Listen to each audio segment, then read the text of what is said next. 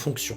Montrer, donc j'ai une fonction f définie sur ici R+, telle que, il faut que je démontre cette inégalité. Ce que je vais faire, je vais commencer, puisque j'ai du cosinus, commencer par dire que pour x plus grand que 0, on a cosinus de x qui est inférieur à 1. Ou égal. Donc, en ajoutant 2 de tous les côtés, l'ordre est conservé, donc 2 plus cosinus de x est inférieur à 1 plus 2, je l'écris quand même pour pas qu'on se perde, donc 2 plus cosinus de x est une quantité inférieure à 3. Le passage à la ligne suivante, or x qui devient 1 sur x, donc la fonction inverse, elle est décroissante sur R plus étoile. Et décroissante sur R plus étoile. Autrement dit, elle va inverser l'ordre. Donc j'aurai 1 sur 2 plus cosinus de x qui est supérieur ou égal à 1 tiers. Donc en multipliant par 4x plus 5 des deux côtés, on est sur R+. Sur R+, étoile, 4x, 4 fois un nom positif plus 5 est une quantité positive.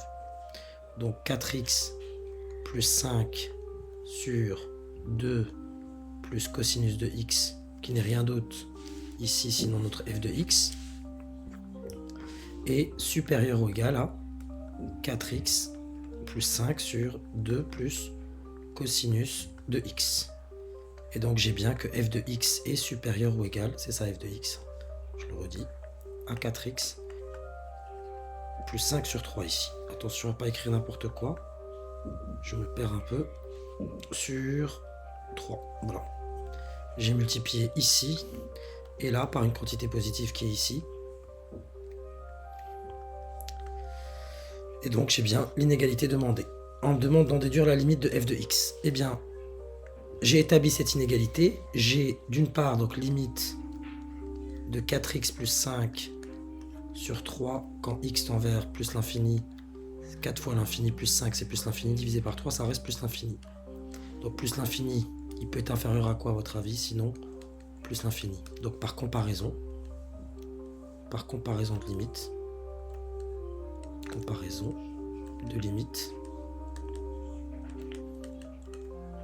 f de x, la limite de f de x, quand x tend vers plus l'infini, est égale à plus l'infini. Utiliser une méthode similaire pour déterminer la limite de f de x quand x tend vers moins l'infini. Et bien c'est pareil, sauf que là je démarre en disant, je sais d'utiliser tout l'encadrement, pourquoi pas, voilà. Cosinus de x il est compris entre moins 1 et 1. On est d'accord.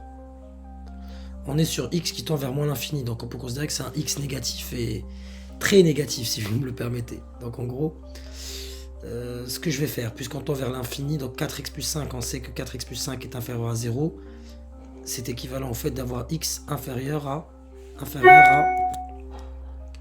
moins 5 quarts. Donc on va considérer qu'on a un x inférieur à moins 5 quarts.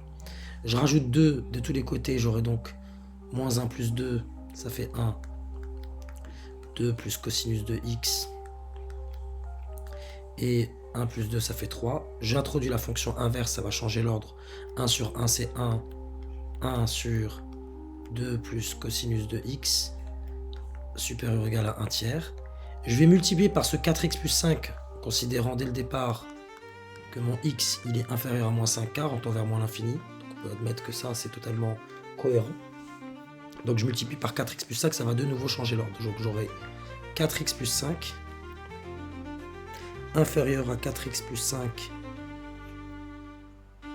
sur 2 plus cosinus de x qui est inférieur à 4x plus 5 sur 2, enfin sur 3, pardon. Dès que j'écris celle-là, j'ai tendance à la réécrire partout. Ça, en moins l'infini, par produit et somme, c'est moins l'infini. 4 fois moins l'infini plus 5, c'est moins l'infini. Ici, 4 fois moins l'infini plus 5, c'est moins l'infini divisé par 3, ça reste moins l'infini. Et naturellement ici, vous aurez moins l'infini. On va utiliser que la comparaison en se disant je suis inférieur à quelque chose qui tend vers moins l'infini. Donc par comparaison, ça aussi c'est moins l'infini. faut vraiment avoir en tête ça, c'est inférieur à ça. Et c'est cette quantité-là en moins l'infini tend vers moins l'infini. Donc naturellement celle-là aussi, étant inférieure, elle ne peut que tendre vers moins l'infini par comparaison de nouveau.